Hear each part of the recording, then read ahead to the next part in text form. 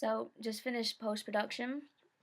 I found that Adobe Premiere was quite easy to use. I did a lot of YouTube videos to teach me how to do different edits and cuts and stuff, which I didn't originally know.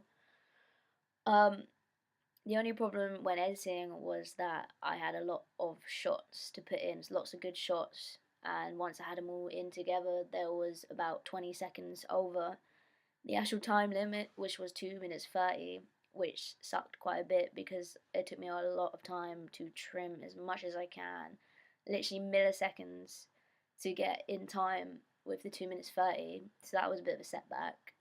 I had filmed the interviews in a particular way where I filmed from the front and the side. But as I was editing it in post production, the decibels were set on both cameras differently. One was set at 5, and I think the other one was set at 7. So when I was looking through all the dialogue and the sound and the audio, they both sounded different volumes.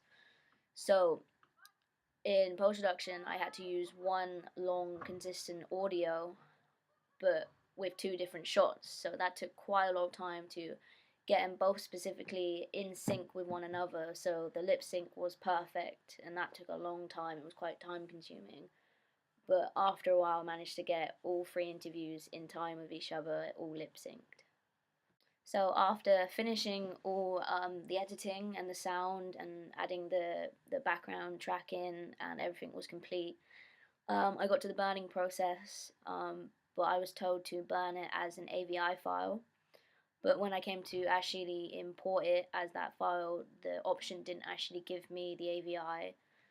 So instead, I talked to Electra to find advice to find out which was the best formatable format. And I was told QuickTime was the best format for high resolution and to set it as ProRes, which is a lossless format that doesn't lose much data when compressed. So I carried on with that, and it all came out with HD. It was perfect. And once it was all converted to QuickTime files, I then exported it into Encore. From that, I went on Photoshop and created my own picture. I screenshotted the first shot of my video, which is the logo.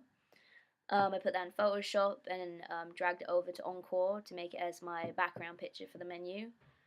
I then linked all the buttons in, put all the videos on the timeline, the credits, the trailer, the actual production, and managed to link it all together.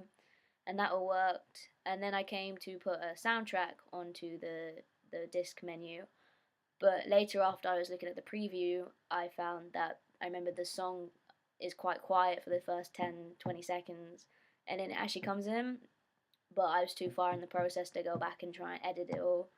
So that was the only downside to it, which I was quite excited about. The soundtrack actually worked, but you have to stay there for a while to let it run, which I advise you to watch, please. But yeah, apart from that, everything worked. I then burnt it all after doing the menu sufficiently, and then checked it again on another computer, and it worked straight away, both discs. So I'm praying that it will work on the computer once the lecturer looks at it.